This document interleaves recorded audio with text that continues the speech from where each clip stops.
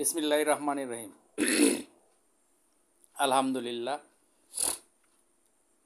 আপনাদের সবাইকে আমার পক্ষ থেকে স্বাগত জানাচ্ছি।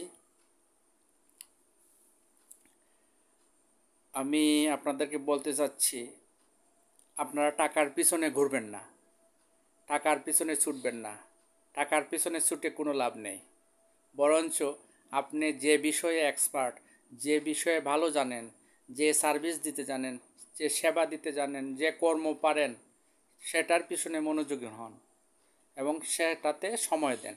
ধরুন আপনি একজন ডাক্তার, আপনি আপনার ডাক্তারি সেবাকে প্রমোট করুন, আপনি সেবা বাড়িয়ে দিন, মানুষের সাহায্যে এগিয়ে আসুন, সার্ভিস দিন।